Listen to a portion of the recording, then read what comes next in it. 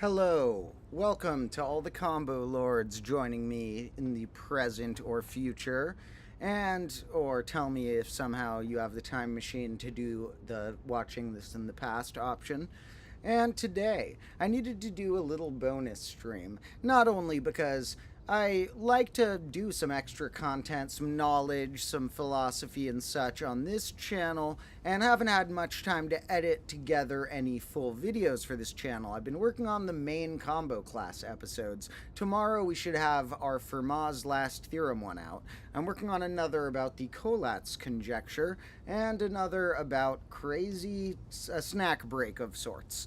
And in these episodes, I think I'll be able to have one out each of the next few weekends on my main combo class channel. And I also filmed a couple shorts we'll be putting on this channel, mixed between some of the shorts that I am going to move from the other channel to this one. It's sort of ridiculous. I put 6 shorts I really liked on the other combo class channel to test the water of putting shorts on both channels, and they didn't get hardly any views for a short.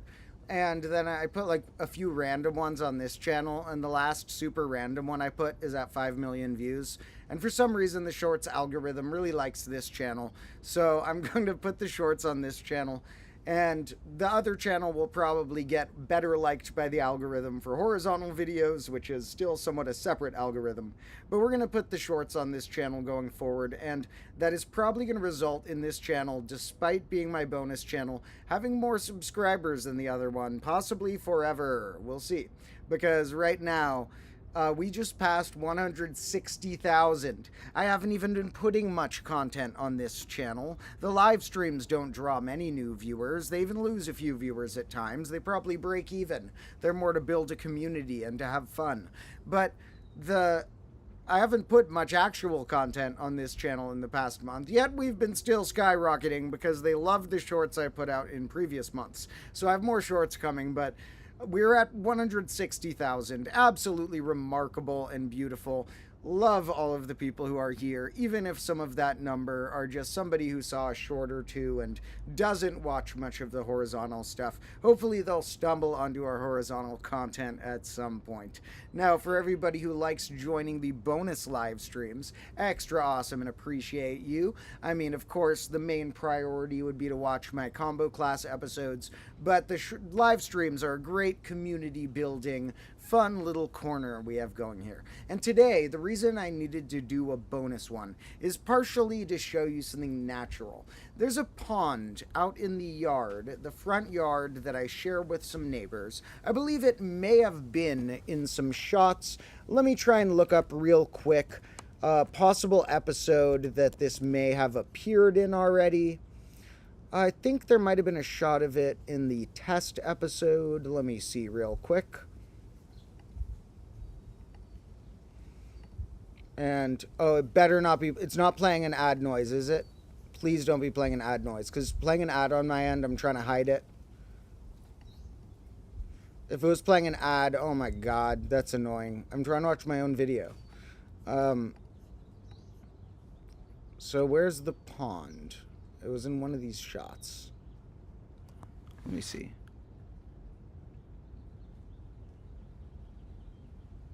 One moment, sorry. Finding pond footage.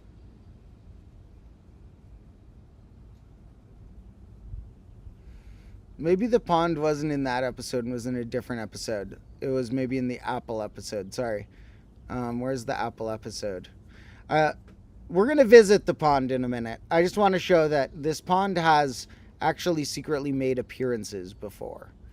Now here it is. So this is an Apple episode from a while ago that... Oh no, it's frozen on my mosquito page I was looking up to show later. That's not the weird thing I found in the pond, but there's also mosquitoes related to the story. Now, dang it, I need to open a new one of these. I don't know why the thing does this. If I ever start the stream, it wants me to like... It freezes on the last thing it saw instead of getting a new window. That's good. So here we have an Apple episode I did once. And we can see this pond down here has this green thing growing out. There's this strange plant that has been sprouting out of this sort of ceramic bowl of a pond right here. So this sort of ceramic bowl of... Okay, it's hard to see in that shot. We'll have to visit it in a moment. Now, as far as... Let me delete the old one and get the audio off the new one. Yeah. So, as far... Oh no, it's the one stuck on mosquito... I deleted the other one. I need somebody helping me run the tech on these streams. It's so annoying and hard to do as one person, even if I was good at technology, which I'm not necessarily. I'm old-fashioned. I read a lot of paper books and stuff. Now, this is Apple Experiments in a little pond, and now hopefully it'll actually go to different pages I click on. Cool. So, this pond has been there since we moved there, and it's closer to our house, but it's in a yard we share with neighbors. There's three houses that share a yard. And the pond sometimes has been at risk of getting mosquito eggs in it. Now, mosquitoes like standing water. If you're ever camping, for example, by a running water place, like a stream, you won't find many flies and mosquitoes. But flies and mosquitoes like standing still water. And so if there's a little pond, that might be a good breeding ground for them. Now, mosquitoes are not a good bug. There are very few animals I dislike. Like I've said, you know, I try and be loving and don't even hardly have any human enemies. And why would I have an animal enemy who's not a human? Sounds ridiculous. But mosquitoes are, in a way, an enemy. They don't try and kill you. They try and suck a tiny bit of your blood and give you an itchy bump. Mosquitoes, as a member of the type of animal that are not predators fully, but are parasites. They have a parasitic nature of sucking a tiny bit of life out of what they try and consume and just flocking around like a tiny, hard-to-get thing. Now, mosquitoes are one of the only animals I dislike. You can't fully remove them from the ecosystem. We can't say, let's just delete every mosquito.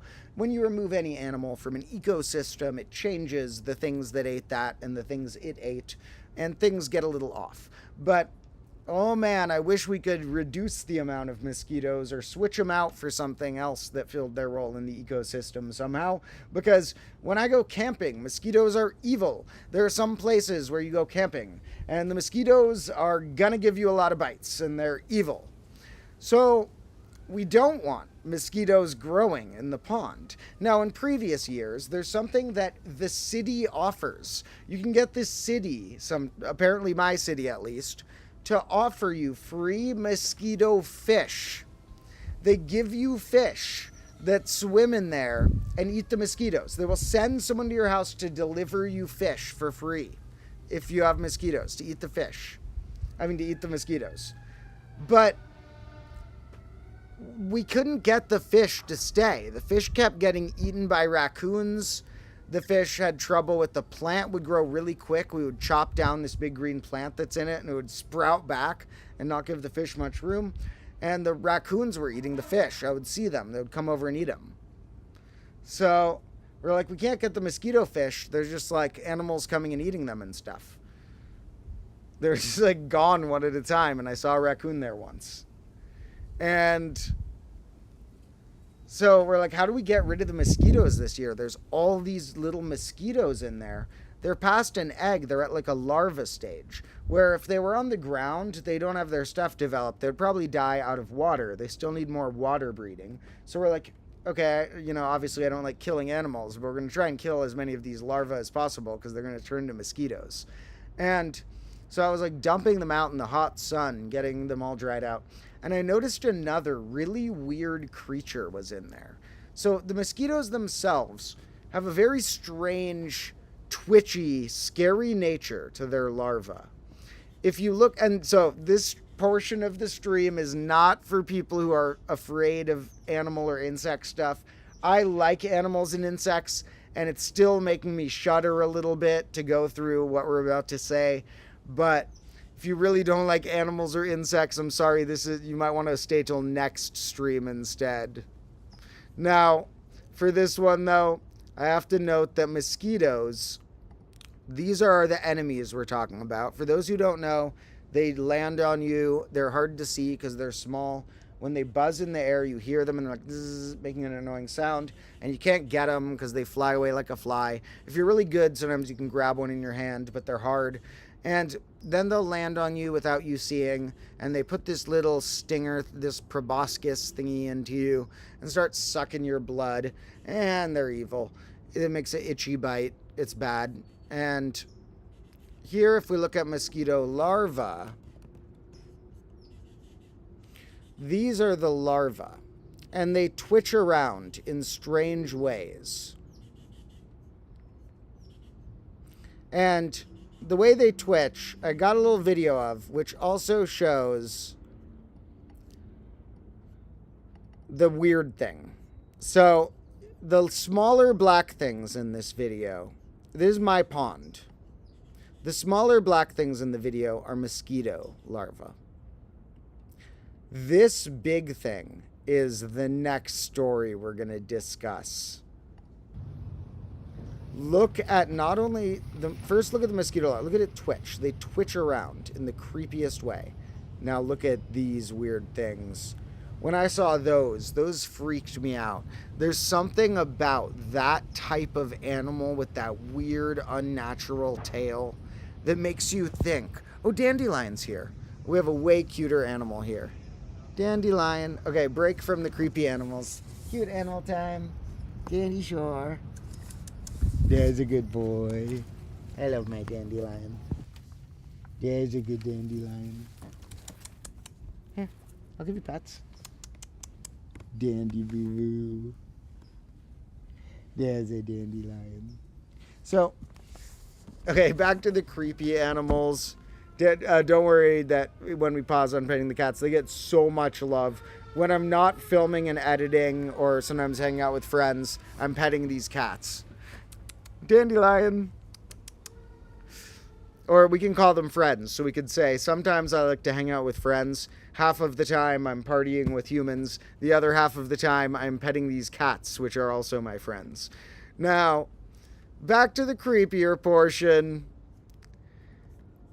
I saw these, and I'm like, these are unnatural. They look like a different type of parasite. Now, a mosquito, I call it a parasite because it has a parasitic nature of sucking your blood. But there's other sorts of parasites where if you swallow one somehow, they develop in your gut, and they're like tapeworms and crazy stuff like that. And this looks like that category at first. So I was like, oh my God, what is this freaky thing? I've had this pond for many years. I've had to eradicate the mosquitoes before. I've never seen these things until this year. Now, we will visit the pond, but I also, since I'm trying to eradicate them anyway, I've looked up what they are now. But before I go into my theory of what the closest thing I could find online to what they might be, let's look at one that I got in a jar. Oh, it's the other cat, too, Sassafras. There's 3 cats, and there's Sassafras. He's the one that was a stray, and now is a lovelord. Sassafras, come here. Dad's a good boy. Come here. Sassafras was a stray a year ago, and now he's already a lover. He just, like, comes in my window, hangs out on the bed, wants pets. Okay. Anyway, I have a jar that I put some of these things in. Now, to anybody who's like, most people who watch this who dislike it would be that they find it gross and they want these things just gone and dead and burnt. There's probably also people on the other end of the spectrum who dislike this because I'm not putting them in a safe habitat. I put them in a random jar. And because we're trying to kill them all. We flushed it out with water. So this is not quite as gunky as it was when we started the process. Me and some family members flushed it out with water with a hose so that they would sort of overflow and go off into the dirt, and they can do their thing in the dirt or die in the dirt. And to anyone who's offended that we're letting these things die, they're bad. We don't want these here. We have enough of them in the ecosystem. We already get mosquitoes. We don't want to have any more of these in the neighborhood. Now, in a jar right here, I put a few of them because I wasn't sure if it was going to be convenient to take the stream on a field trip to the actual pond, which we will do in a minute. I'll go check in a minute, make sure the coast is clear, we won't be bothering anyone too much, and we'll check out the pond. But I did put some of them in here too. So let's see if we can get a view of this somehow. So let's see what... Oh, I have to be really careful not to spill water on the computer. Do you see any of them there? It's hard to see in the glass.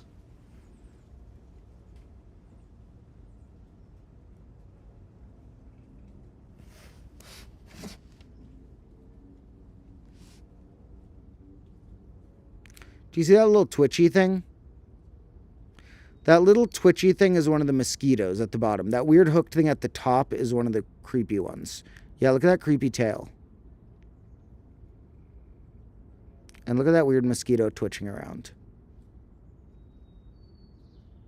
Whoa. The mosquito went to the top. It twitched its way up there.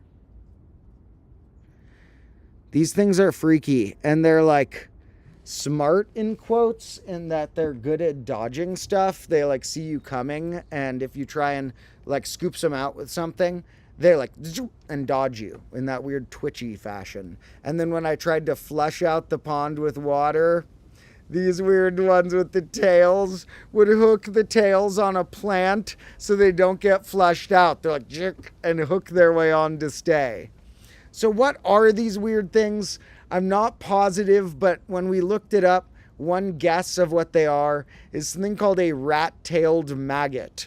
That is a very uncomplimentary name. You're like, okay, I found an animal. What type of animal did you find?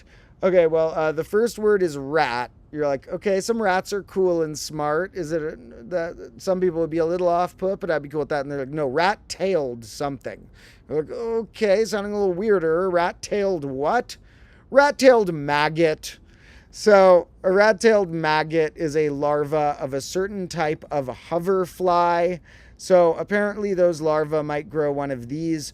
Oh, these are like the fake bees. These are, do they sting?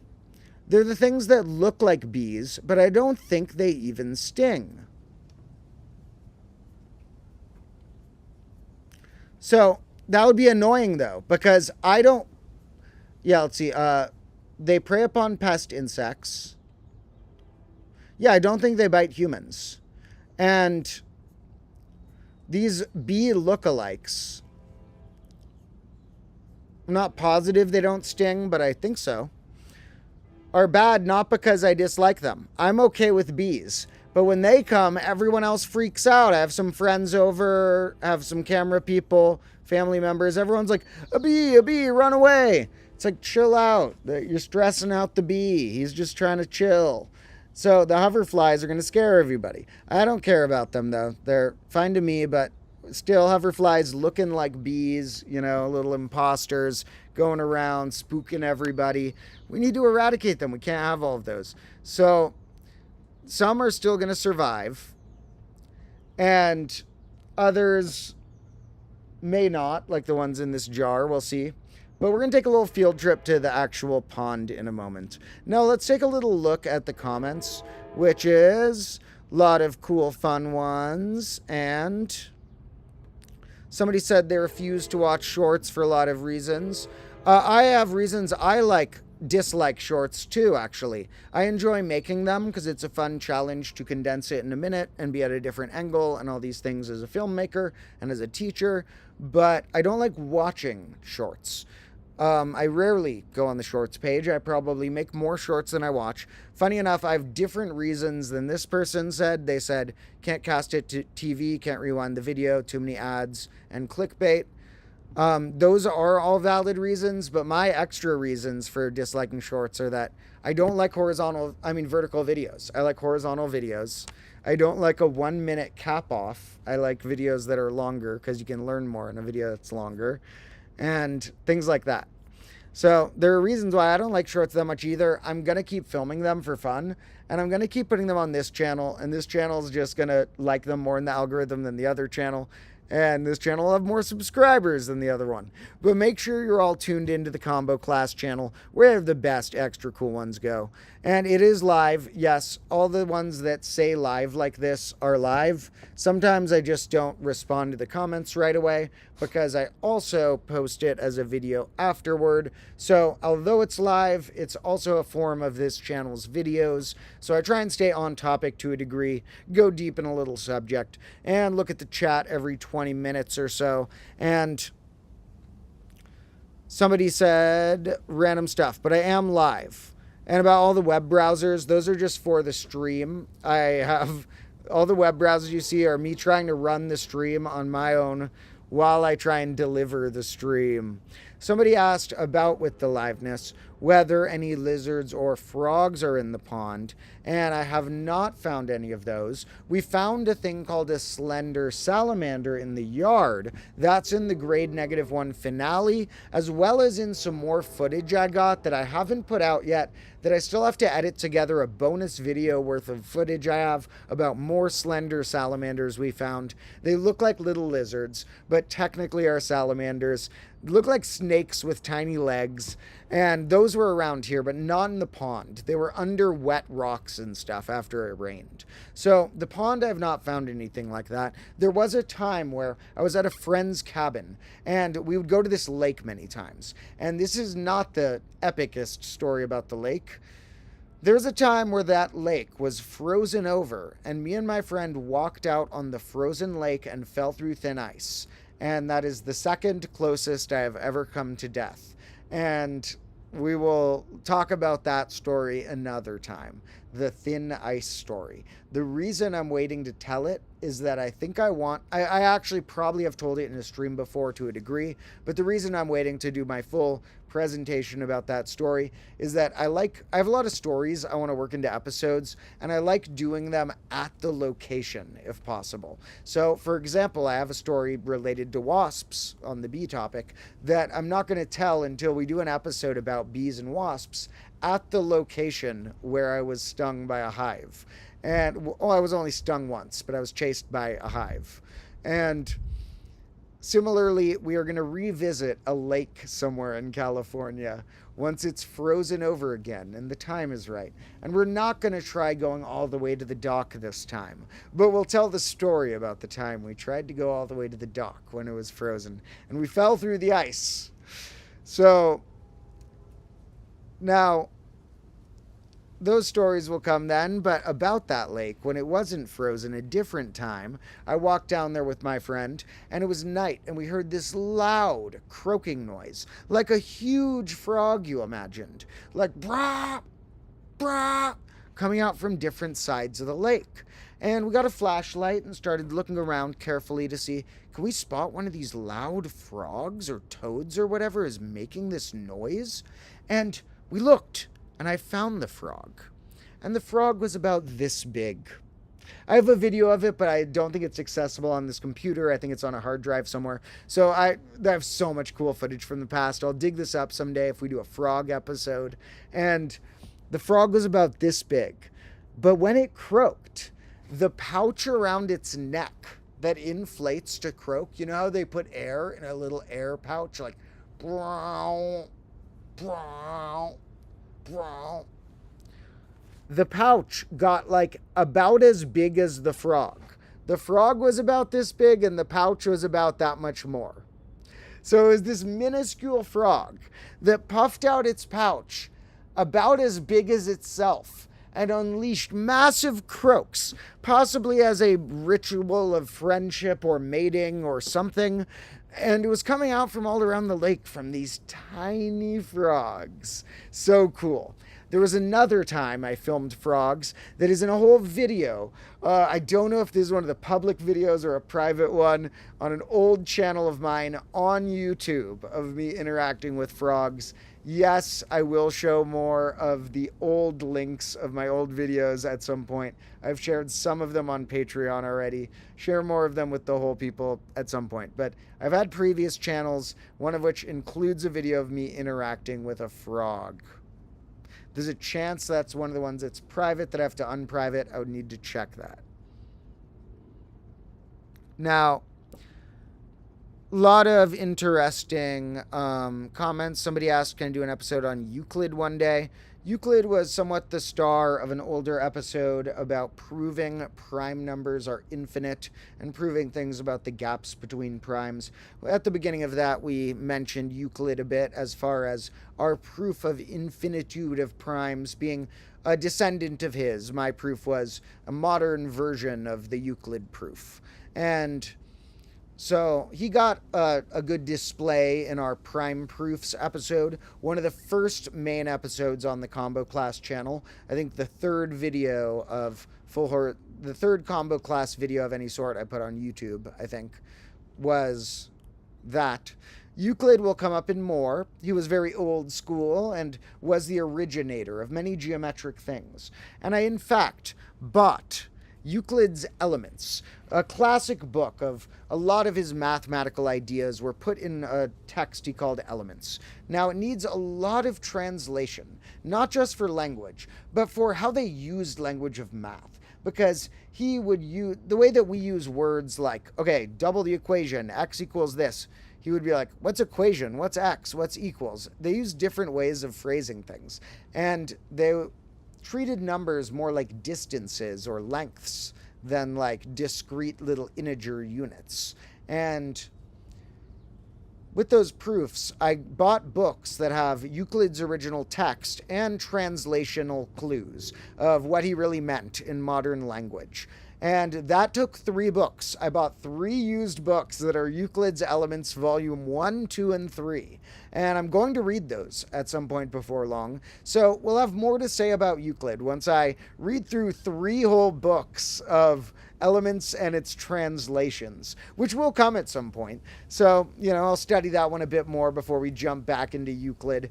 Usually the mathematician who sounds like Euclid and a lot of people get confused with because they both start with an EU, even though they're pronounced a bit different, is Euler, who will continue to be our all-star of, in my opinion, the greatest mathematician that has occurred yet. Now, thank you for all of the people joining and checking this out. We're going to take a little peek at the pond before long, and let me check that our coast is clear and that we won't be bothering anyone right there.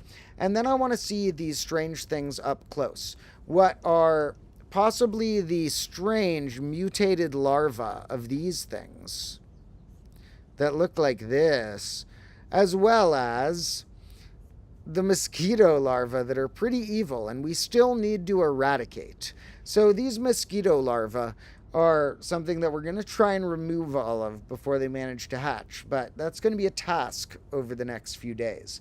As far as the hoverfly maggot larvae, I don't know about those. And whoever asked if I've received any mail, sorry I haven't had the chance to check the mailbox in the last week or two. It's in a slightly different part of the city than me.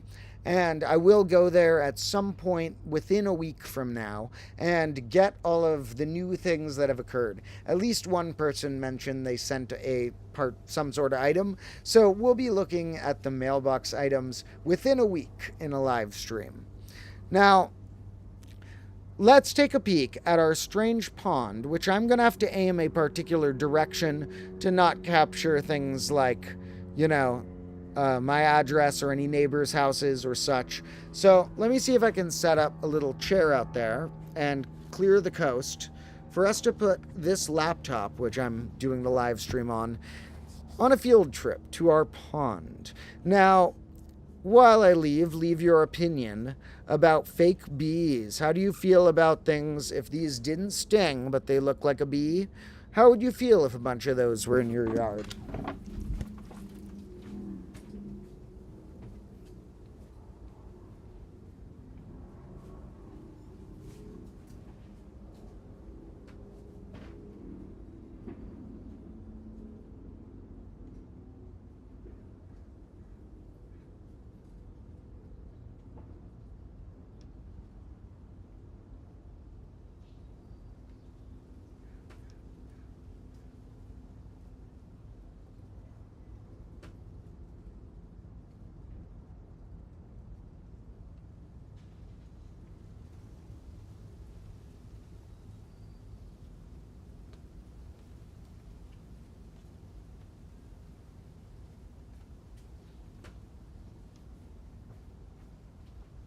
All right, we're going to take a brief field trip to the pond.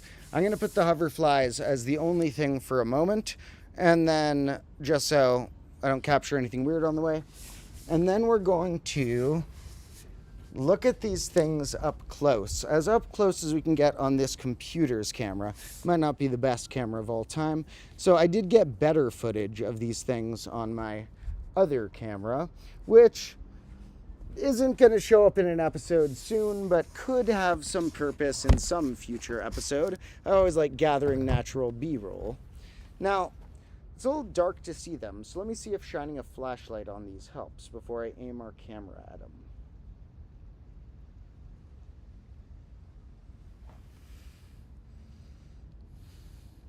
That doesn't help much.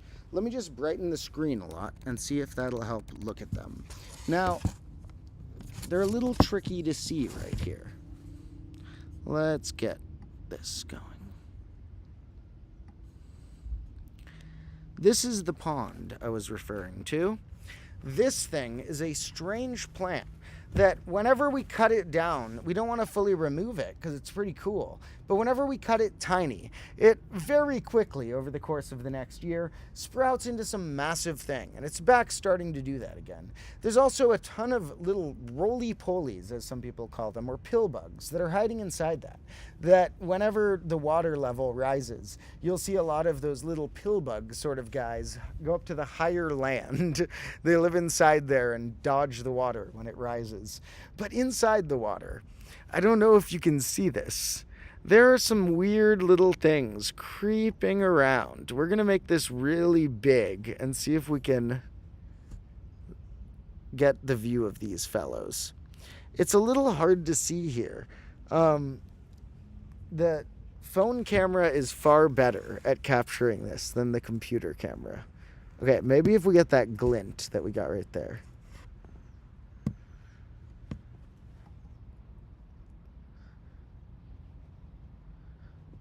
Let's see. This is very hard to aim.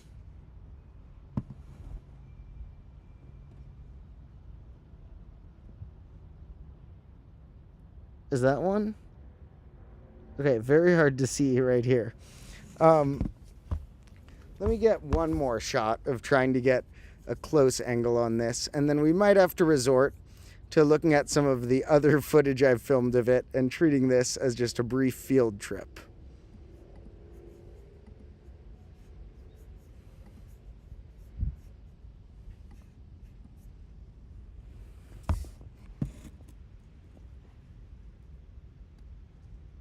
Yeah, I'm not sure if you can see any of the critters from that.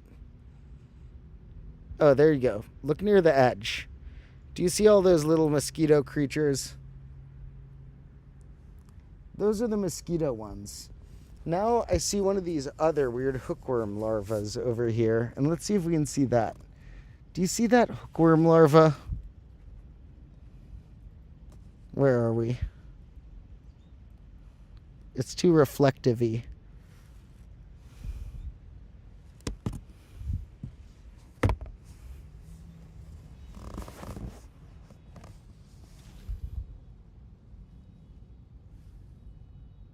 There's some hookworm larvae over there. I don't know if you can see those fellas.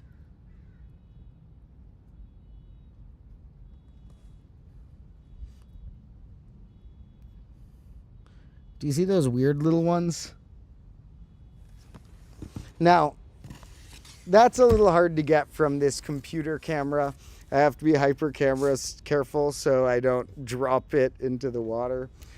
When you saw me destroy a computer in an earlier one, of course that was a non-working computer, and this actually working computer is very precious to our functionality, and we cannot destroy it.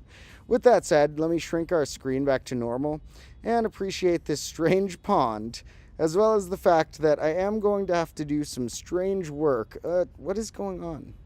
I am going to have to do some strange work to fix all the mosquitoes, get all of those hookworm larvae and or mosquitoes out.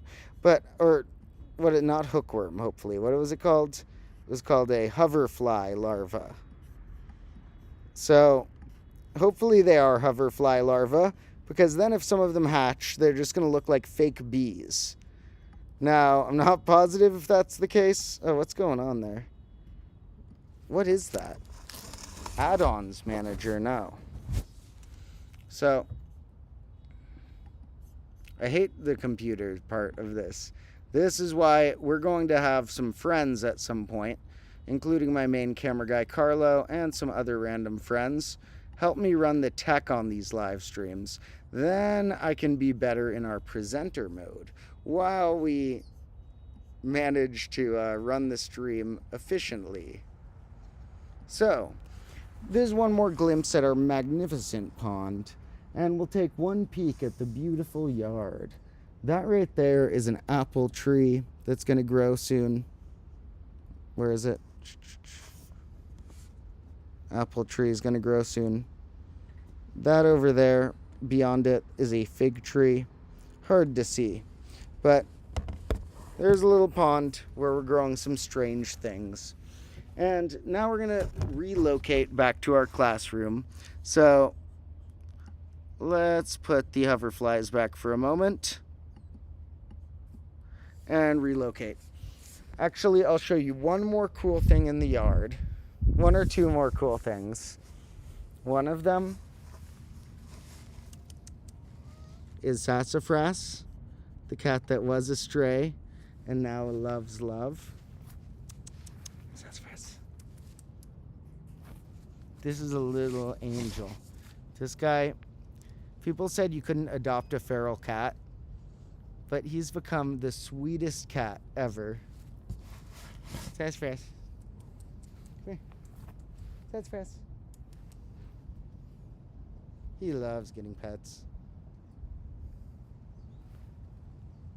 Sassafras. Okay. Now the last thing we're going to check out right here is a fig tree.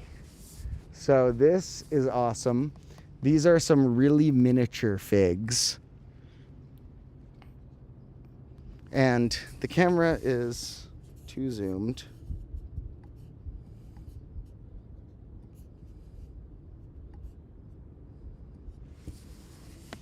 Now, not only are there miniature figs, but there are ripe ones forming at random spots. Now, that's all for our little garden tour for a minute. We'll do an episode about some of these things at some point, like our figs and maybe our sassafras, and maybe the weird creepy crawly things that show up in the pond. I really hope that that's right, that those strange parasitic looking things are just going to grow fake bees, if any of them grow instead of being eradicated. I did read that they end up going in the dirt to burrow for a phase after being in the water. So maybe by dumping them in the dirt, I was actually just helping them all along. So that is our little excursion about some strange, squirming things.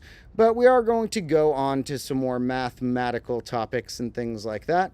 Let me answer a few questions, and then we will jump back to looking at maybe some mathematical things related to some upcoming topics.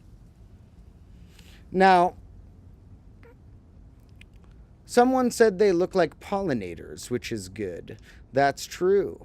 Now, it's reflecting random things, so that's true that it was hard to see in there. I will gather some clips that I got more closely, such as the one I showed you here.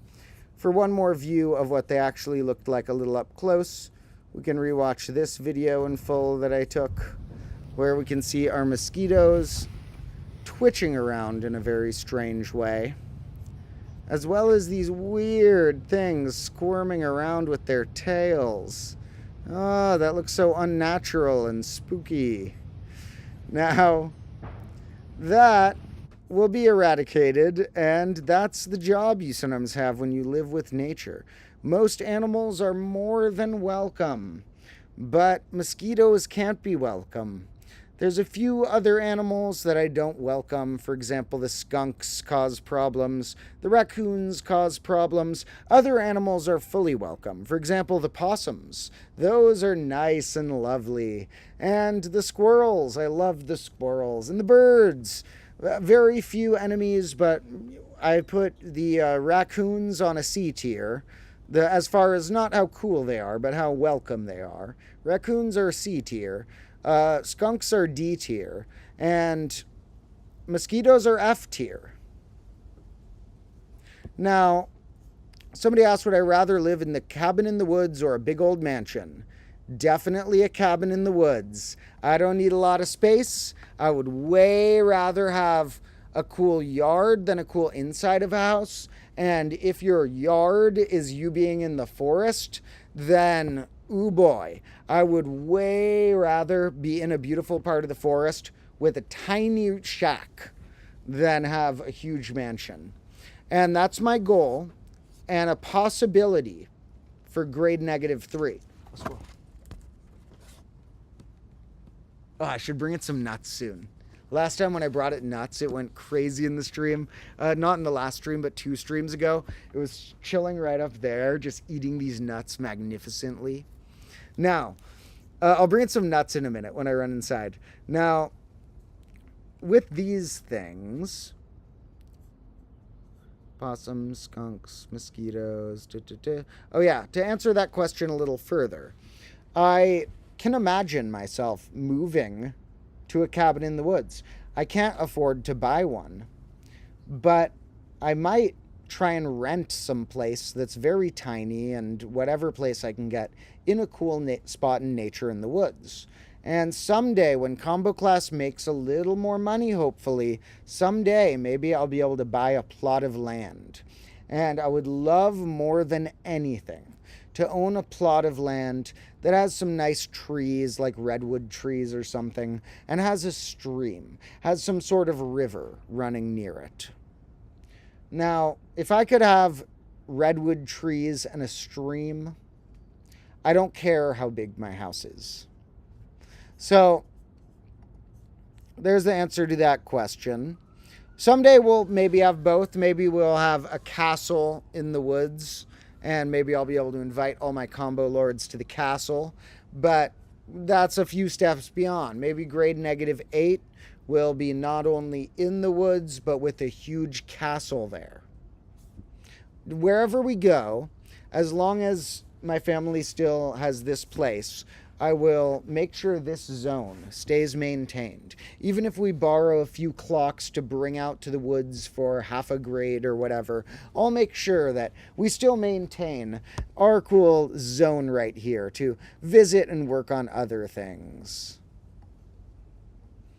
Somebody said they have 11 acres and a creek and there's no better way to live. That sounds awesome. That's, hopefully someday we'll be able to set that up for a combo set, because I would be even more motivated and even more happy if we were able to do this with a stream running right by us. We'll even take some field trips during episodes at some point this grade, just to some streams I enjoy. Streams that aren't places I could live, that are parks, technically. There are different parts of forests that are dedicated to either cities or other districts. And around here in the Bay Area, there's one called the East Bay Regional Park District. And there's a lot of cool East Bay regional parks. And I have maps of every single one. A friend once gave me the map of every single 40 or so, I don't know, somewhere from 30 to 50 or however many there are. Let me look it up real quick. East Bay Regional Parks, how many? There's around the Bay, 73. Whoa. Maybe some of I have had like 40 or 50 maps. So maybe some of them were doubled in the map. Like it showed 2 in 1 or something. But the East Bay Regional Park District is great because it's a nature conservation thing, essentially. It's something that's not the city owning part of the land and getting to make the rules about you don't do litter in this way, you don't build houses there in this way. Because if cities owned all this land, they can dedicate it to strange things. There's city-owned parks that I love around here that the city has decided to pave to build parking lots and other things. So there's more protection in these places called the East Bay Regional Parks. They feel a little more pure. I'm a little less worried the city's going to mess with them and do something. So we're going to go to some rivers I enjoy in those parks, where I've gone hiking throughout my life, and some of them allow camping as well. And we're just going to sometimes have some cutscenes in the episode. We've already been able to work in some fun cutscenes where it jumps to me saying a line while petting my cats in the yard or such. We're going to have somewhere it jumps to me saying the lines while I am in front of a river delivering it with, we'll bring a whiteboard by the river. Somebody asked an opinion on the Faroe Islands. I don't know hardly anything about that. So I don't have an opinion yet. Now, somebody said the possums run on their roof and make a huge noise. I like the possums. They're cute and interesting. They're like small and silly and they play dead. They rarely carry a disease a human could get. They eat small bugs that you don't want. They're really good for the ecosystem. Like if we have more possums, they would probably just eat up the mosquitoes without us having to worry about them. Possums are really cool, and I want more of them. And I have some footage of possums, you know, if we ever do an episode about them. They've come throughout my life, and I've enjoyed filming throughout my life. So I have, you know, at least 5 separate clips of a possum doing something weird, and at least 5 separate clips of a skunk doing something weird, and at least 5 separate clips of a raccoon doing something weird. And as you know, at least 100 clips of squirrels doing something or another. Now, we might want to grab some nuts for the squirrels in a second. I'm going to have to run and take a 2-minute break in a moment. And then we're going to return to, I believe, it might help get a cool whiteboard ready for another episode coming out a few from now. We might talk about a long requested topic as a prequel to an episode coming out a few from now. The long requested topic is some people say the 3x plus 1 question, technically known as the Collatz conjecture. And that conjecture, while simple, I have a lot to say about it. And I hadn't said much about it because I was planning to do an episode someday, and I don't like spoiling the episodes, but also because I wasn't ready to make an episode because I didn't have the right unique thing to put in it yet. People ask me to make an episode about it, but, you know, when I look it up, I can see that, for example, the channel Veritasium and some others made videos that are pretty good at just introducing the Collatz conjecture. So I figured I'd wait until I have a unique spin on it that I haven't seen in a video on YouTube yet, that I think, you know, is a spin that would be useful for people to know. And there's a few of those. There's a few twists to it that we're going to look at, including what if we expanded the range of what types of numbers we allowed, and also including a way of looking at this related to different bases. Now, if we say putting the Collatz conjecture in a different base, we can't mean asking the question in a different base because the question's base independent. We'll explain the exact question in a minute, but it's a base-independent question. But we write our answers to it, or our tests on different numbers for it, in base 10, typically. And I'm going to show in this episode how if we write them in binary, base 2, it is far easier, and patterns emerge and unfold, and a 2-step operation becomes a 1-step operation, sort of a 2-part 1-step operation, but is majorly simplified. And that conjecture is a very fun thing to dive into and look into not only the history of it and the actual question for those who don't know, sort of like the actual next episode coming out, which is about Fermat's last theorem, something else that people often know the subject, but probably not the extensions I'll offer in the episode. There will be a few minutes in each of those explaining the topic that if you really think you already know Fermat's last theorem or already know the Collatz conjecture, you might need to skip 2 minutes of the episode, but I think there'll still be a lot of good stuff in there for you. And I'll explain the Collatz conjecture right now, so when I take a 2-minute break, if somebody wants, they can give an example of a chain. You can comment a particular chain that would emerge. Now, the way the Collatz loops or cycles work is you take a number, we'll assume a positive whole number typically, and with that number, if it's even, you split it in half. If it's odd, you apply what we could call 3x plus 1. You triple it and then add 1 more. Now, if you take an odd number and triple it and add 1 more, you will get to an even number always. But when you get to that even number, will it go in half again to a different odd, or will it go in half again to a different even? Well, many numbers fall into a specific cycle, where 4 goes to 2 to 1 to 4 to 2 to 1 to 4, and etc. 1 is odd, so 3x plus 1 gets us 4. 4 is even, so it splits to 2, which is even, so it splits back to 1.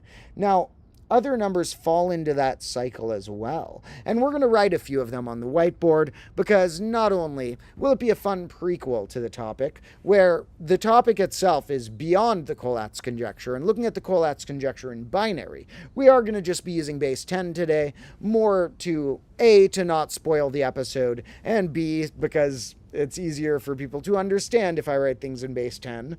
Humans, now, we'll write a few of them, but if anyone wants in the chat, feel free to comment what you think the loop would be, starting from, say, 6, or starting from, say, 7. What would happen with one of those? Would they get to that 4-2-1 loop at some point, or where would they spiral? Now, we'll look at that in the whiteboard in a minute. In fact, I'm going to have to erase the whiteboard before I'll have to use a different whiteboard, because one of them has spoilers on it. Now, you might have seen the spoilers when we showed Dandelion already, but in any case, this one's not a spoiler, because this we can show and erase. This one's from the last episode about Pythagorean triples. Make sure you've seen that one too. We got some wild episodes coming out.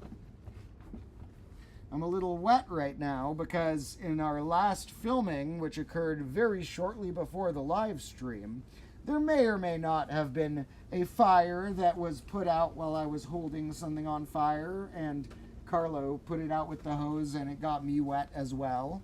Maybe or maybe not that happened. So, maybe or maybe not for all the fire lovers. I know not everyone likes the chaos part. Some people are just here for the learning part. But for the chaos lovers, I think you will enjoy some fiery activities in the next 3 combo class episodes. We got a couple cooking. I'm trying to get ahead on them so that I don't have to edit them last minute, so that I have more time to work with other editors and stuff. When I have an episode filmed and I want it out in a day, I don't have time to try and collaborate with an editor or whatever. I just have to spend my day doing it.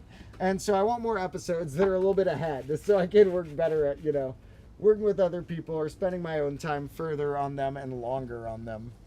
Now, we'll put this just propped up right here. Oh, clock! Okay, drop the clock. Oh no. Uh-oh. Oh man, folks. Dang it. So, yeah, that happens sometimes. We're gonna need to pick up a little glass. Oh man.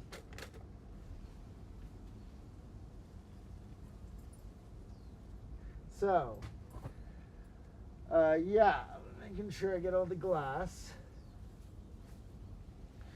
Yes, that happened.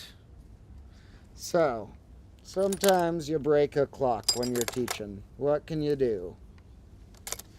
We will, what we usually do when the glass shatters on a clock?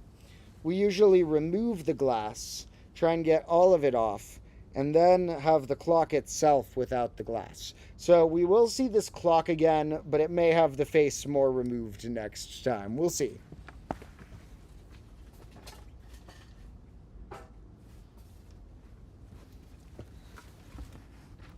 So, we are going to see about this thing called the Collatz conjecture that I noted that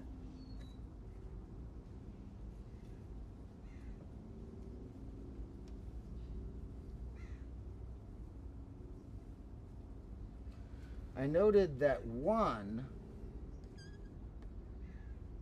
went to 2, or goes to 4.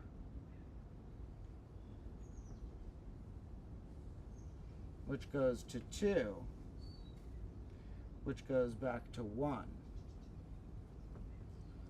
Now, obviously, testing 2 or 4 would be pretty trivial, because those are in the loop too. If I write 2, that goes to, you know, same loop.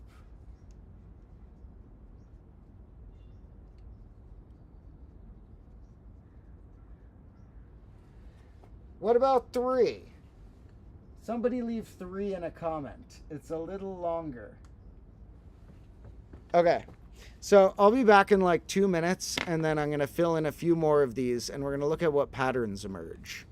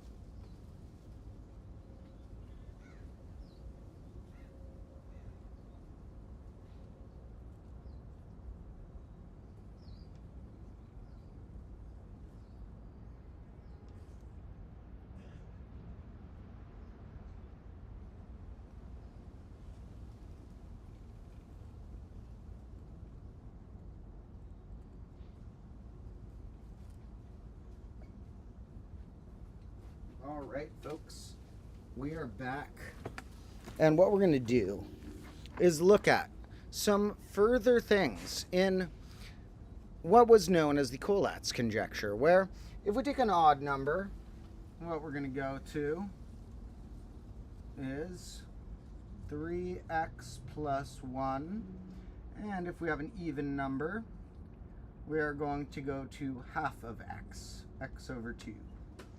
So the question or conjecture is that, let's look at 3 first before we present it, because 3 will show the seed of our interesting pattern.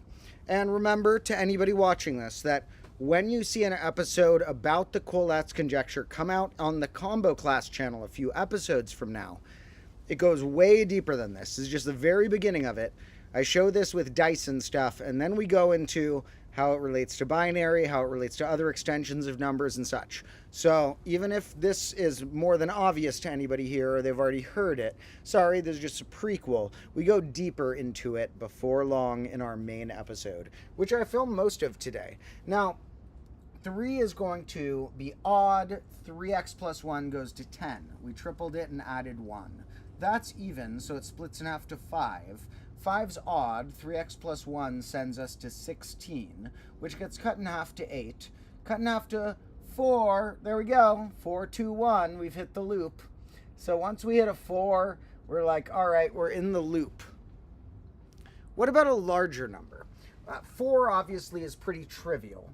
And in fact, you know what? I'm going to write this a little neater just so that, sorry folks, I think I want to write this neat enough that we could put a picture of it in the episode itself as a fun demonstration.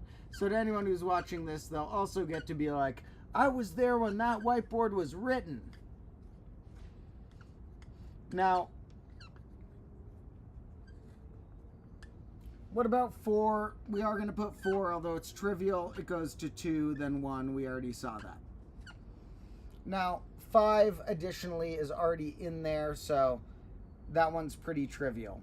5 is going to, we know, go to 16, then 8, and then hit the loop.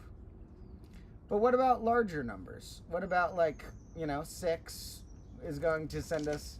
Oh, squirrel. Oh, squirrels. Oh, I should have got it in nut. I need to grab it in nut in a second. 6 is going to send us to the 3 loop. I'll write that one in later for the title, for the episode. It'll be boring for you because you already know that it goes to 3. But what about 7? 7, we have to apply 3x plus 1. That sends us to 22. 22 is even. We split it in half to 11. 11, we 3x plus 1. We get to 34. That's even. We split it in half to 17. That's odd. We 3x plus 1 sends us to 51. No, wait, 52. Because plus 1. 3x plus 1. That gets cut in half. We now have 26. That gets cut in half. We now have 13. 13, 3x plus 1s. And we go to 39. No, 40. Because I keep 3xing it. 3x plus 1 is 40. Which goes to 20. Which goes to 10. Which goes to that loop. I'll fix that later if we put this in the episode. But as we can see, when we hit a number that we've hit before, we know we're going to go through that cycle. So if I hit a 10, I'm like, okay, I can jump to there because I know what 10 does. I know what 5 does. I know what 16 does. They're part of the cycle already. But to investigate a new number that's not part of the cycle, the question is, does it fall into one of these cycles? And the biggest question is, does it fall into the cycle 421 at some point? Because mathematicians have investigated about more than 2 to the 65th power. If it's like 68th or something, but more than 2 to the 65th power. I think it's about 2 to the 68th power. Amount of numbers up the number line they've shown go into that loop. And that number is really big. That's in terms of 10th powers, that number is somewhere around 10 to the 20th power or a bit more. It's more than that, I believe, is how many numbers they've investigated for proving that they fall into that loop. And in this episode, we're going to kind of get computery. I don't have a computer used in the episode as a prop or anything, but it's a little computery because part of the episode we'll do is going to be about how binary turns this 2-step operation into a 1-step operation in a way. Now, we're also going to, of course, look at cool extensions and stuff. But this question is so big and vast. The mathematician Paul Erdős tried studying it and said he's one I've mentioned before, a guy who loved open problems and cool mathematical things. And he mentioned once that he thought humanity was not ready to conquer this problem, that it was beyond the scope of what mathematicians could currently conquer.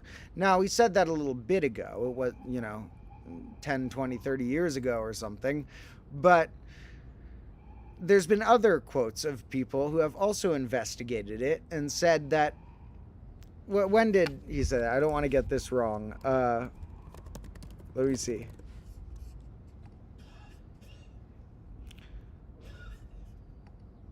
He must have been before that. It was quoted by Richard Guy in I don't know. No, yeah, the one Paul Erdős was far longer ago.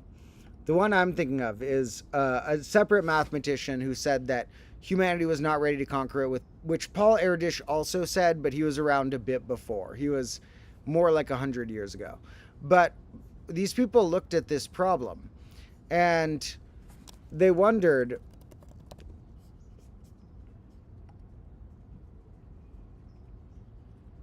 or maybe, when did Paul Erdős say this? I'm trying to get this right. He probably said this around 40 years ago, and then another mathematician around 13 years ago said that humanity may not be ready to conquer this problem. It may be beyond the scope of what we can do. We can keep checking numbers with the computer, but we need to prove something about infinity. And to prove something about infinity, some people think is impossible, but it's not. We can prove, for example, there's an infinite amount of prime numbers. We can prove that for every square number, despite being an infinite amount, that they're all an odd number distance apart. We can prove things about infinite sets of numbers. But we can't prove this infinite thing. And it doesn't even really matter. Another point we'll bring up in the episode is a slightly deeper version of what I'm about to say, which is that 3x plus 1 is pretty arbitrary. It represents a class of problems that's unsolved in the way that would be useful for a proof technique to develop so that we could use that proof for other things. We don't really care as mathematicians, does every number go into 421? As much as we care, is this possible to prove? And what sort of proof would it take to prove it? So, quite interesting as a topic. It's highly requested, and I often considered it overrated because 3x plus 1 is arbitrary. It's not something fundamental in nature. But the fact that this is unproven and other types of things are, and that this represents a family of problems that humans and mathematicians are currently unable to work their proofs in a way that conquer it. So I learned to enjoy the Quillat's conjecture a lot, despite its seeming arbitrary nature and seeming like more of a pop culture thing almost, something that all of the people first getting into math like. Now, at some point in the stream, what I kind of want to do, I don't know if this is mean to do. I really don't want to do this if it's mean, and it feels like it could be mean. Maybe I can cut off the name somehow, but there's these posts on Reddit I've seen of people who think they have solved the Quillat's conjecture. Many separate people, different posts, that believe within a one-page proof or so, they have solved the Quillat's conjecture. And because it's one of the simpler to describe problems in math, it leads people to think it's one of the simpler to prove, and that if they have some cool philosophical intuition about it, and write that down with a few mathematical things thrown in, they have somehow conquered this issue. And many of the people who have that thing, it's a very interesting seed that I need to discuss somehow at some point without pulling out particular people to roast them, because that sounds mean, but I need to somehow find a way to show examples and discuss that, because it's a very interesting trap some young mathematicians fall into, where they say, I have figured something out that proves all the old mathematicians were just being dumb and wrong, and I've gone further already in my one-page proof. When really you have to build off the old knowledge, and most good new knowledge includes the old knowledge and respects the old knowledge's place and builds off it. And although you can make tweaks and change certain aspects, many aspects of your proof will be built off old knowledge. Doesn't have to be all of them. Some of them can be creative new tweaks. But many aspects of any proof that would prove something, like Fermat's last theorem in the next episode, took hundreds of years of math combined to lead people to know what to study about modular forms and elliptic curves and these other conjectures that Andrew Wiles was studying that led them there. And the proof is many pages combining many pages of math, or many categories and fields of math. So to prove the Quillat's conjecture could be similar, if it ever happens, could be a long, dedicated proof. And if you ever think you have proven something like one of the more pop culture math things that are easier to describe, say the twin prime conjecture, or say the Quillat's conjecture, well, a lot of people think they can prove it and are very unreceptive to criticism. Remember, if you ever write up a proof, to be receptive to criticism, because a good proof is judgeable based on other people understanding it, not based on you understanding it. If nobody else understands or agrees with your proof, there is probably something wrong with it. If one person disagrees and many agree, that's normal and an aspect of life. But if everyone disagrees with your proof, it's probably an issue that you must examine. So you have to accept criticism. Additionally, it is very unlikely that the Collatz conjecture will be proved in less than thousands of hours of work. And so if you've spent 20 hours on this, and this feels like a lot to you, and you feel like you've proven it, that's very cool. And those 20 hours have dedicated a lot of time for your mind to grow and learn and explore, and trying to prove things.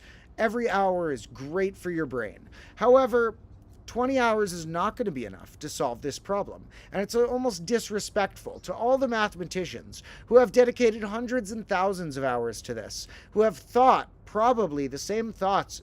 If you think something for, less than 10 hours on an issue, it's very likely that the thoughts you've had have been thought before. And creativity can be different. You can have a weird twist you want to throw into it. But even those weird twists sometimes are thought of. It reminds me of how many people think that they're the first person to come up with, what if 1 divided by 0, we actually assigned just a letter to, like I? I figured it out. We're just going to call 1 divided by 0 H, and we have a few rules for it, and I figured it out. All the old mathematicians were dumb and wrong. They just thought you couldn't do it, but they thought you couldn't do I before, and I just did 1 divided by 0 similarly. But that's the type of thought that whole books have been written about, that's just a paragraph within. There's a lot of these simpler mathematical twists on a convention or whatever.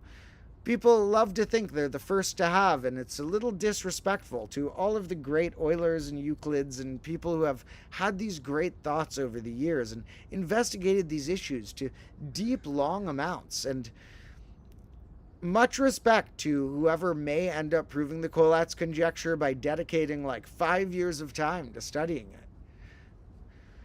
But to anyone else, that's not a discouragement to work on it. Trying to prove something could lead you to a clear enough rabbit hole of a clue that you believe, I'm going to dedicate the next 3 years. I'm onto something. Or it could give a cool seed to another mathematician, or it could give a cool problem-solving technique that could be applied to other problems. And it could just be good for your brain. So not discouraging people from trying to solve things like this, but if you believe you have something that is different than the rest of mathematics and goes against it, remember that you may not be the first person to have thought of it. It may actually be part of mathematics and be called a separate corner because when you actually investigate it deeper, it breaks some of the usual rules that we want to work with. Like calling 1 divided by 0 some other letter and trying to work with it, there are other rules of algebra that don't exist anymore. So you have to make a large number of clarifications and exceptions, and typically math will put things like that in a separate category because usually it's more important to have all the rules we're used to than to be able to divide by 0. And so remember, if you think you're onto something wild and crazy and new and you have a 1-page proof of the Collatz conjecture or whatever, be receptive to criticism. Somebody said, what subreddits do I see the Collatz conjecture solution attempts on? So there's this subreddit called Number Theory that's not actually about number theory. This is going to sound mean, but I'm not the one who designed it. There's a lot of people who post, the type of people who post 1-page proofs of something and are really non-receptive to criticism and argue with all the comments about how their proof is correct and no one understands it. Those people are often told, you should post it on Number Theory when they post it on the math subreddit or something. And it's actually secretly dedicated to having all of the really crazy, overly cocky, I proved something type people to post on. So I'll say, okay, we're going to go there for a second. I'm sorry if this is mean to anybody who posted on there. You're way cooler than anybody who doesn't post anywhere. You really are interesting and smart for trying these things. This is not a look at people who are dumb in any way. There's a look about people who are overly cocky, who studied a thing and think that their little twist they have is the twist. So, for example, we have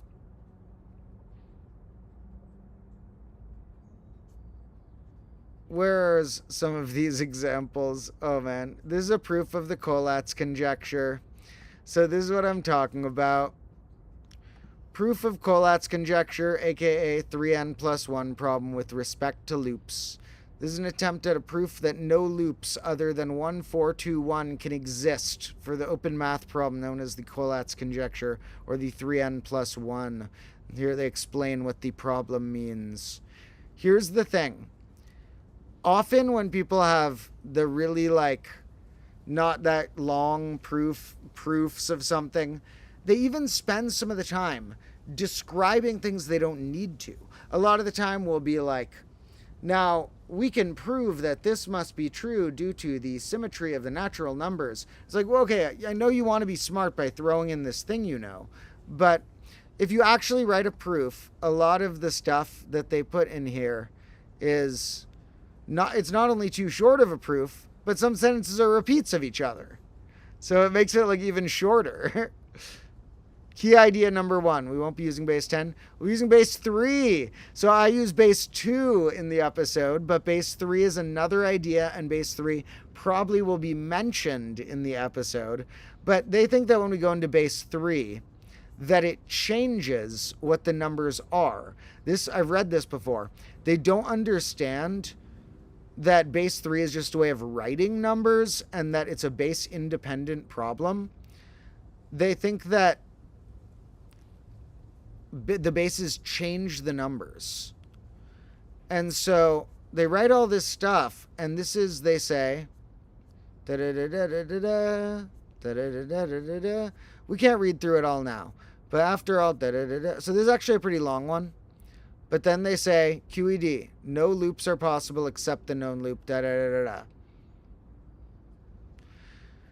Now, and then people usually point out, there's already an error in key idea 2. They only got to number 2, and there's already an error. The reverse mapping is not bijective. And, for example, this is a big problem people have. They think that, oh, I can go backwards in a way. And then they forget that, the number 10 can come from either the number 3, going 3x plus 1, or the number 20 cut in half.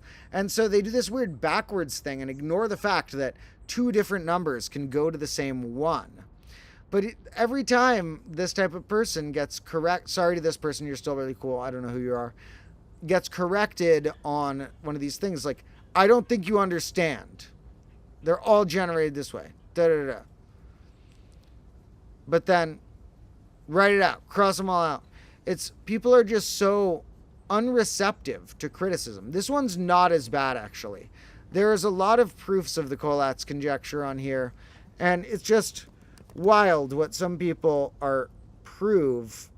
think they have proved. Here's another one that says Collatz conjecture proof.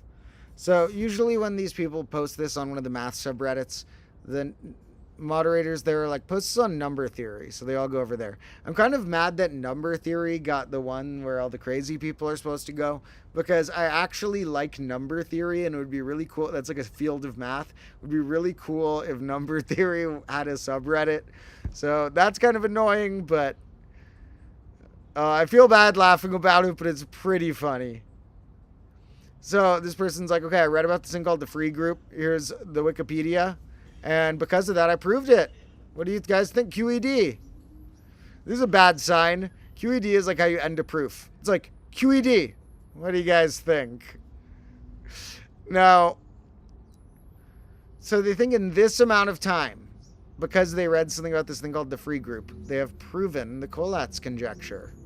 pretty wild. There is a lot of these. Let's see if anyone will take my proof of the Collatz conjecture seriously. Here's a brief proof about it. This is so ridiculous. I'll be interesting to see if anyone can point out a correct mistake in the proof. If there is one, it should take about 1 10-word sentence maximum to point it out. Why are you trying to make a limit on people judging your proof? That is such a bad sign of a proof. If you say, there's rules about how much you can criticize the proof. If you find too many flaws, there's a rule about how many you're allowed to point out. You only get 10 words. Here's their proof. That is the entire proof. So, do they comment to any of these? This is not the person who comments to them, but it's just ridiculous. Why are people... I'm sure I have proven it. A third look... Oh, no, third look at the proof, not proof. Now, some of them are a lot smarter. They're just saying, hey, check out, I have an idea. An idea about the proof is not a problem. But when they're like, expanded proof, this is my proof. This one took a lot of time. Very smart. Very cool person. But it's not a proof. The Collatz conjecture has not been proven. If you have a good proof, when you show it to people who study a lot of math, they're going to be incredulous and amazed, or they might be like, I don't understand this yet, but let me try and dive deeper into this. When all of the comments are like, oh, there's an error on your second sentence, be receptive to criticism, you know? So I think it's a weird, funny thing that a lot of young mathematicians fall into. You don't need to prove the Collatz conjecture when you're like 12. It's fine. You can work on studying a lot of cool math, come up with a lot of cool ideas that build on each other, that build on the rest of the history of math. And then you will maybe come up with some really cool findings, maybe even discover something big on your own. But it's not like I want to look at the Collatz conjecture, let's solve it this weekend. So I'll show some of my favorites on there sometime. They kind of love the Riemann hypothesis too. A lot of people are like, here we've proven the Riemann hypothesis.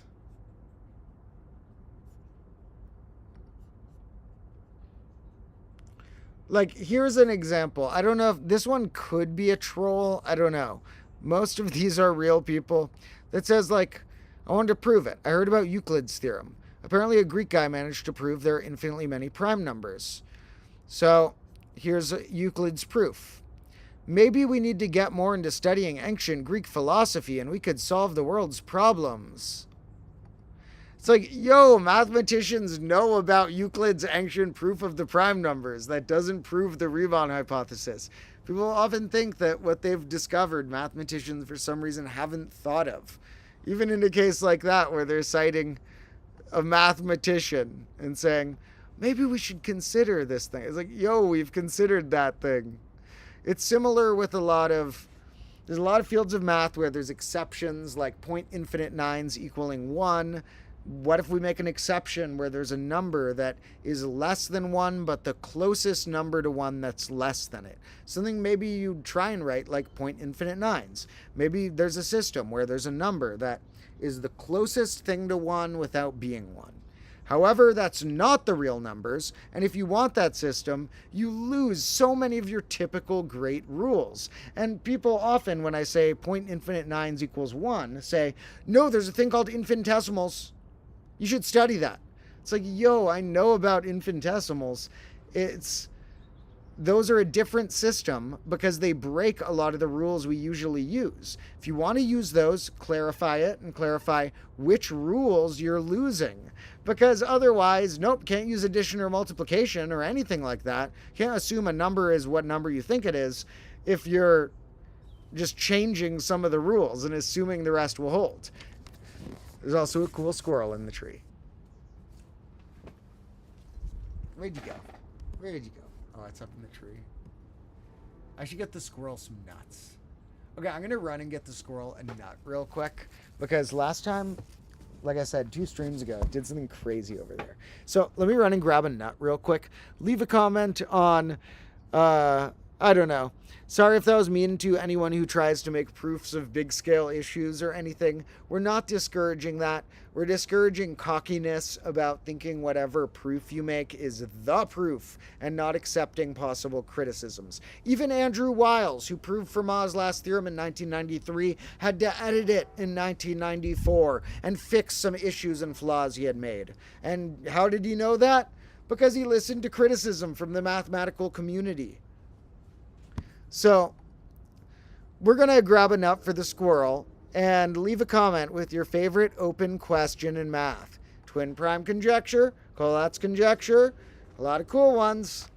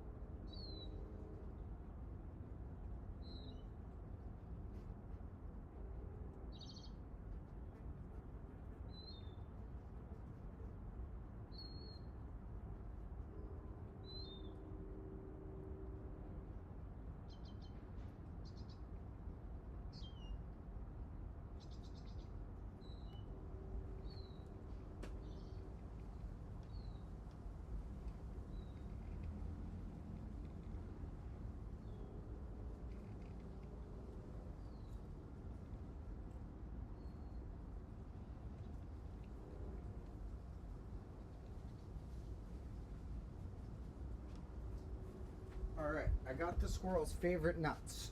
Unsalted pecans. Some people say pecans, some people say pecans. I don't know. I alternate. Sometimes when I don't know the pronunciation on something, I go half the time one way, half the time another way. Pronunciation is weird. Someday I want to make an episode called Mispronunciation. That's like an episode. Oh God, the globe. So that's an episode title I have planned for someday. Mispronunciation.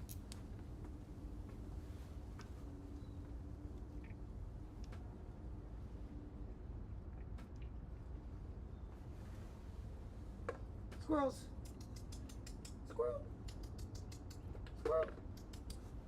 Alright, got some nuts up on the high ridge where it's easier for them to grab. Now, maybe we'll get some cameos from those squirrels coming up. Like I've said, I've got some beautiful clips of them eating a loquat and stuff like that. I'm going to put that in the snack break. We have a snack break coming up in a few episodes. We've been eating some crazy fruit peels in the past week. In between filming math stuff, I've just been getting clips for the snack break whenever I have like, all right, today we're not doing as much math. We're going to film a little math and then we're going to eat some pineapple peel. So we're going to eat some rare things. Now, the snack break will be coming in a bit. And yes, loquats have edible peels. While it's not as surprising because a lot of people don't even know what a loquat is, they're like, okay, the peel's edible. I want to show not only me eating a loquat with some peel, but a squirrel. They kind of peel it. They don't like the peel as much as the inside. But oh boy, I got the cutest clip of a squirrel eating a loquat. Also got a cute clip of a squirrel doing all sorts of other stuff. So, thank you to everyone who's joined us here. Somebody said their favorite is the Riemann hypothesis, and that is probably my favorite open question in math. If I had to pick one, due to the simplicity, would have to be the twin prime conjecture. Whether there are an infinite amount of primes that are 2 apart or not. And there's been great progress done on that in the last 20 years.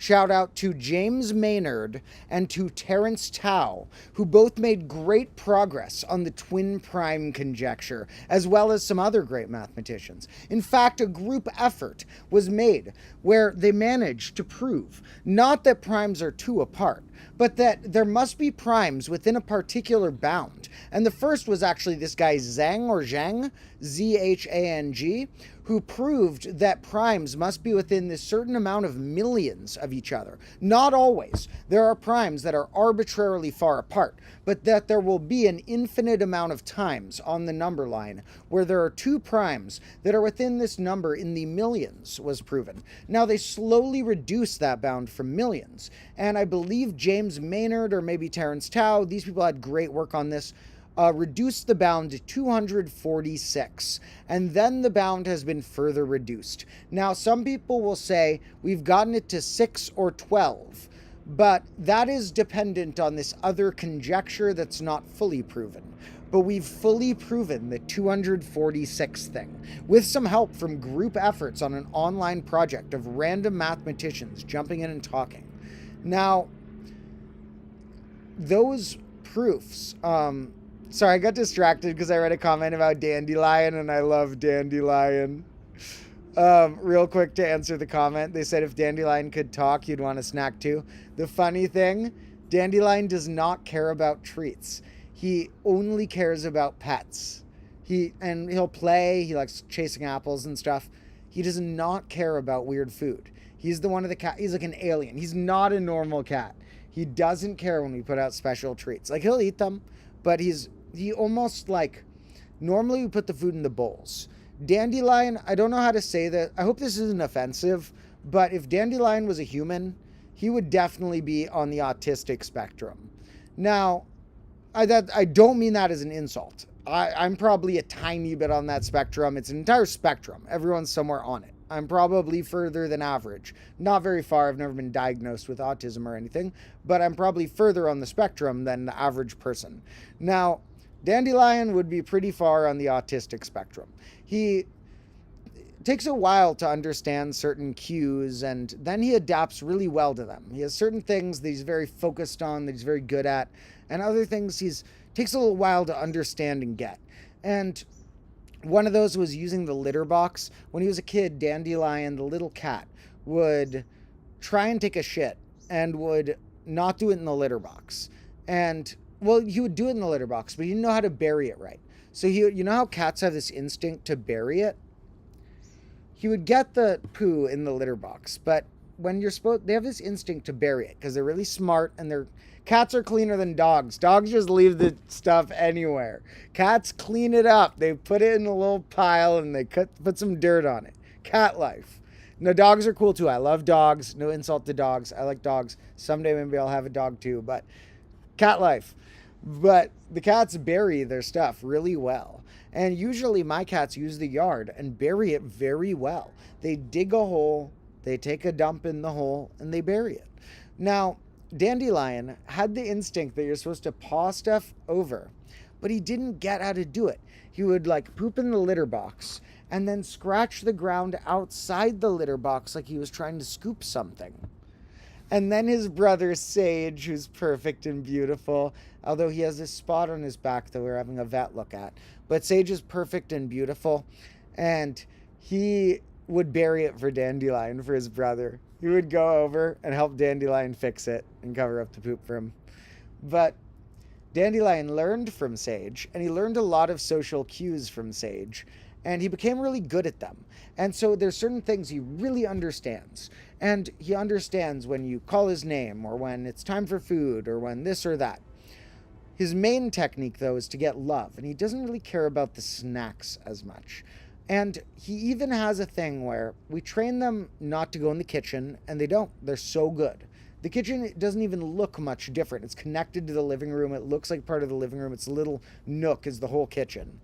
But we train them. You don't cross a certain line, and they follow it.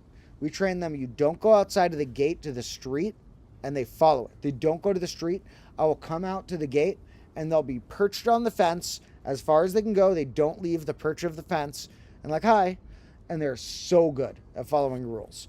And Sage, while he's perfect, he's a little bit of a trickster. And Sage will go out and be agile and catch birds and do crazy stuff.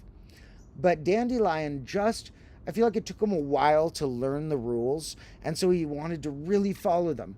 And he's like a really good boy at following the rules he understands. And one of those is almost that you eat out of the bowl. You don't eat out other places. So if we put a treat that you just throw on the floor or the ground for the cat, the other cats, Sage and Sassafras, will devour it. And Dandelion will be like, am I allowed to eat this, or am I supposed to just eat out of the bowl? He's such a sweetheart. So Dandelion, it turns out, does not care about snacks. I know that comment distracted me and took me on a whole different tangent. But Dandelion does not care about snacks. He cares about love. He will run in front of you and flop out with his belly up and his arms all in the air. And that he has a few techniques. First technique is to run in front of you, flop out with your belly all in the air. And the backup plan is if you don't get pets while you're flopped out with your belly in the air, you stretch really long. He stretches so long with his belly in the air, and 99% of the time, he will get pets when he does that. The technique works so well. It looks weirdly cute when a cat goes long. That Dandelion knows his techniques. He has tried random things that he did for a stretch once. And when he did a thing for a stretch and it got him pets, he's like, they must like when I do this. And now he does these techniques, the things that were cute, that got extra pets. He's adapted as these techniques. And if you try and walk around, Dandelion will run in front of you, spread his belly up, and if you don't pet him, stretch so long that you have to pet his belly because it's impossible not to. Now, that's a little tangent about the cats. We'll do more cat footage another day. They'll probably visit before long. Anyway, I was talking about different open questions and how we have proven that there are primes within 246 of each other. And I would have to say that primes and the twin prime conjecture are probably my favorite. The Riemann hypothesis is a deeper one related to primes, also related to the complex plane, related to sums of numbers and many other things. And we're gonna have an episode about that. But like I said, first I need to do an episode that's more of an intro to infinite series. What are a lot of my favorite infinite series? Where you take a bunch of numbers and add them together infinitely. Say I go 1/2 plus 1/4 plus 1/8 forever, and my pattern is that I'm cutting the denominator in half each time. That adds to 1. But say I go the denominators each prime. 1/2 plus 1/3 plus 1/5 plus 1/7 plus 1/11. Strangely enough, that goes to infinity. It diverges and passes any arbitrarily large number. So which ones diverge to infinity? Which ones settle on a strange number? We saw once that the factorials end up approaching something related to e. And there are other things that approach related to pi. And some of the ones that relate to pi. For example, the reciprocals of the squares, all summed up, add to pi squared over 6. That was proved by Euler, who I mentioned earlier. It's called the Basel problem. But it's really one point on the Riemann hypothesis complex plane grid. It's really just the point 2 with no i's on the Riemann hypothesis equation, which is very hard to graph because when you have a function with a complex thing on it and you apply something to it, you need 4 dimensions. So it's hard to visualize, but we'll find cool ways to visualize it. It will be the star of an episode before too long.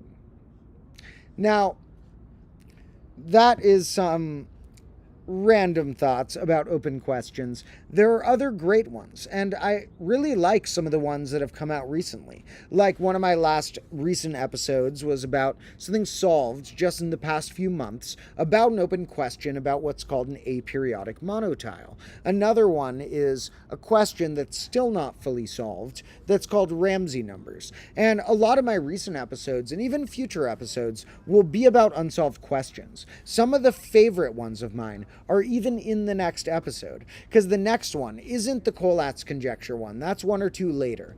After this one will be either Collatz conjecture or snack break. But the one coming out in about a day from now is going to be about Fermat's last theorem. And that's going to first cover the basics of that, and then jump forward to what open questions remain. And there is a question about how many of certain powers can add to other powers in much more particular details, a particular circumstance, that I find very interesting. So one of my favorite open questions will be in this. It also mentions $1 million problem. There's something that we're going to mention in the episode that if you solved that portion, you get $1 million. Now, it's not even one of the $1 million Millennium Prize problems. There's a separate set of 7 problems worth $1 million that if any of them are solved fully, you literally get $1 million. One has been solved, and the money was refused due to a complex situation. But the guy, that's a whole story. We've kind of covered it once in a stream. Someday we will do an episode about Grigory Perelman. But there are 6 open questions still unsolved worth $1 million on the Millennium Prize list. There's also 2 others worth $1 million. And hey, whoa, I got to remember to mention this in the episode. I'm going to take a note right here.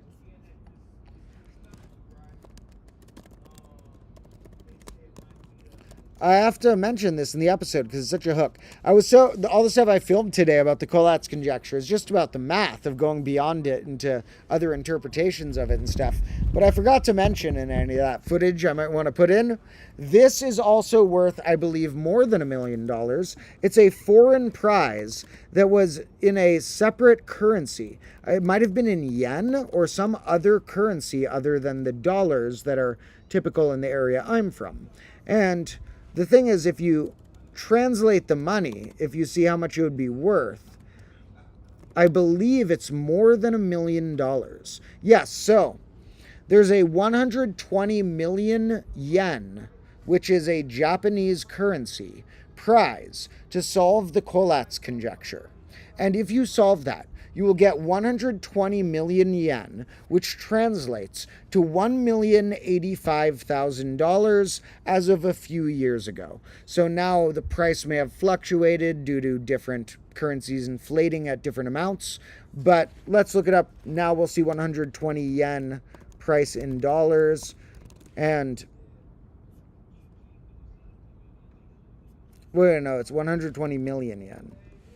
So, okay, the currency has gone down in the rate. Yen is worth more than dollars. Dollars inflated quicker, vice versa, or something. Now it seems to be worth $865,207.80. About. So you get 120 million yen if you solve this. That is almost $1 million. And when the prize was announced, was worth more than $1 million. So great open question, but not one of my favorites because 3x plus 1 is kind of arbitrary. However, in the episode, we're going to go into how it represents a class of problems and how using other bases could help us interpret this better. So if anyone wants to get a cool mental head start on this, what you can think about is, how could I try and use a binary way of writing these numbers to give myself some sort of shortcut? Maybe skip a few of the steps somehow. So that's a fun topic coming up, but the next one in a day is Fermat's last theorem. Also pretty wild. This one does have a large fire in the intro, the largest fire we've had in combo class yet. It also has a lot of math and other fun things. The outro has some cats and or squirrels. I got 2 good outro shots. I'll try and get the squirrel and the cat in it somehow. And that's going to be fun. More fun stuff will be coming as well. I have so many topics that I've brainstormed not only for main episodes, but for bonus videos on this channel. But those are, like I said, going to require me working with some more editors. I've been bad at, getting back to people and building those communications and such. As I work with more editors, we're going to have more of our stream topics turned into, more little solid 10-minute videos on this channel and stuff, a little more digestible and stuff. But thank you to everybody who does join us for the longer live streams, a little dive into a look at the combo classroom, uncut, unfiltered, raw, everything going on. Now, to whoever asked about so many clocks, we have explained that in the past. We're going to have to come back to that. Ask again next stream because we've already discussed that too recently. Now, a lot of great thoughts. Somebody said the names of some of these people who solved it. Yep, Yitang Zhang, maybe pronouncing that wrong, Terry Tao, and James Maynard. Now, Terence Tao, in my opinion, is building himself to become one of the greatest mathematicians of all time. Terence Tao has been at it. This man has been proving the coolest stuff over the course of his life. How old is he now? 40-ish maybe? Let's see. He's 47, and throughout his life, he's been, and for a mathematician, because getting old in many fields causes you to be worse at it because the body gets harder. Like if you're an old carpenter, it's going to be harder to do carpentry. But if you're an old mathematician, although brains also get worse at remembering stuff, they also build fields of knowledge. And so a lot of mathematicians don't prove any of their great stuff until they're 40 or 50. But Terence Tao, at age 47, has already proved so many cool things related to, I see his name show up all over different fields of number theory. Things related to arithmetic progressions, to primes, to more. So Terence Tao, and he was very young. There's a classic photo of Terence Tao and Paul Erdős, one of the mathematicians we were talking about earlier, who loved open problems. And Terence Tao, as a child, was this prodigy who was so unbelievably good at all of the things he was thinking about in math, like beyond tests. Like he was at the level where, like, yeah, he got everything right on the test, but he was past that. He was thinking about his own further magnificent thoughts already. And here's a great photo of him studying with Paul Erdős when he was like 7 or something. Paul Erdős and him chatted one time and looked at like him double checking his ideas or something like that. And he was like, I don't know, he's probably like 10 or something in that photo, 8, I don't know, was a child prodigy. And since then, he has continued his streak of proving such cool things. I would love to talk to Terence Tao someday. He's one of the people who, he's young enough that I hope that combo class can reach its magnificent larger status I expect it to in time for me to somehow get a Terence Tao feature someday. Now, that guy's a genius, because a lot of the genius mathematicians we talk about have proven more than this guy, but they lived their 80 or 90 years and died. This guy is like still going. So Terence Tao, I would say, without me being as knowledgeable about which current mathematicians are proving what, as opposed to, I know a little more about the history of math than about what's going on at this minute. But I do try and look that up because, you got to stay on top of your aperiodic monotile discoveries and such. But as far as I know, I would say, under my estimated guess, it's okay to call in, it's an opinion question, but in my opinion, Terence Tao could be considered the greatest living mathematician. A lot of people would argue with that, but if they just argue it, some people have been like, he's no Euler. And it's like, yeah, Euler's the greatest mathematician of all time. We're still allowed to have lists of other cool mathematicians. And if anyone else doesn't think he's worth being the greatest mathematician of all time, then the good rebuttal to that is saying which mathematician you think is the best modern mathematician. And I would certainly consider it. I'm not saying that out of a factual place, but out of an opinionated place, that from my interest in number theory and from the things I've read, Terence Tao could be considered the greatest living mathematician. Now, there's other living mathematicians I love. One of them who's more of a writer than a pure mathematician, but his writing is math. But he's more in the realm closer to what I am of translating math into a cool, digestible idea. But he has discovered many things of his own along the way, even coined many terms that are now used in math, is the writer Clifford Pickover, and mathematician. That is another guy who I think... Terence Tao is different. He's so like smart and separate into a certain type of number theory that I think I could have a great conversation with him. But I don't know if you'd understand the combo class vibe necessarily. Maybe. But I think Clifford Pickover would understand the combo class vibe.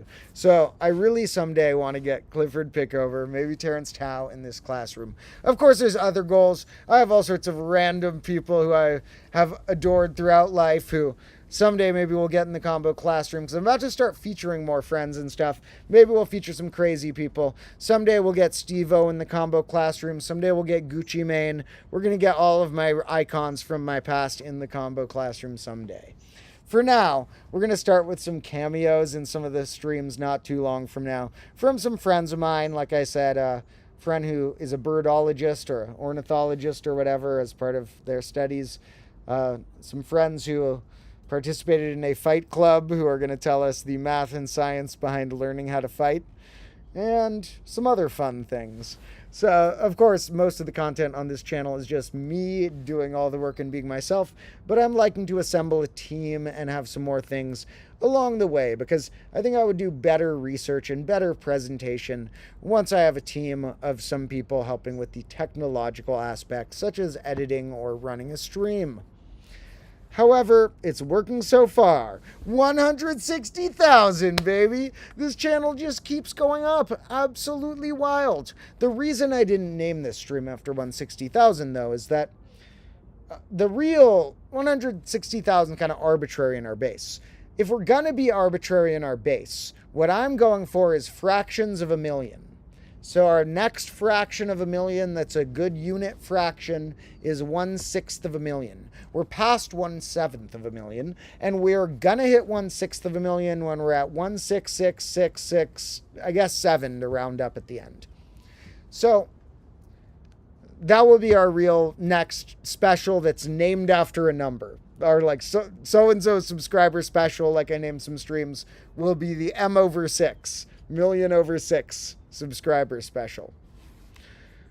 Now, I love all of you for joining me. I think I'm going to log off our stream now because I didn't have a huge mathematical topic to talk about apart from a little intro to the Collatz conjecture and wanting to show some fun stuff from my pond. And as usual, wanting to just check in with the combo lords. Let's take one more peek at the strange critters that are in here. I don't know if you can... Oh, no. Let's take one more peek. No. I keep accidentally hitting buttons. I almost closed the stream. So, here is... No, we can do it from here. Here is some animals, if you can see them. They're very hard to see. We get better footage of them when we're not doing the live stream webcam. So, what we're going to do is film... I already filmed some of them. You can probably see a few of them, but I already filmed some of them in a better way, and you'll be able to see them more at that point. Oh, there's one. You see that mosquito over there? Weird stuff. Oh, yeah, there's that weird one. There's the weird ones. You see them?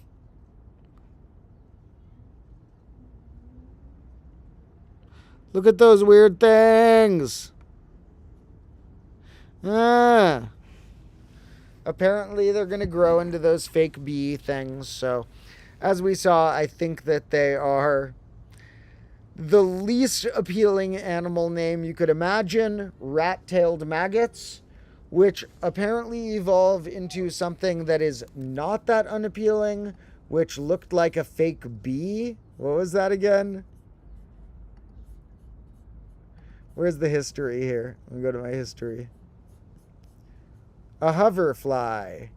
So apparently, maybe they just grow into these things, which would not be much of an issue if some of them stay in the pond. However, it's time to eradicate the rest of the mosquitoes over the next day or so, and we're probably going to need to eradicate a lot of the weird fly larvae as well. Sorry to those flies, but there's enough of you in our ecosystem. Our pond might need to end up dry or get those mosquito fish again.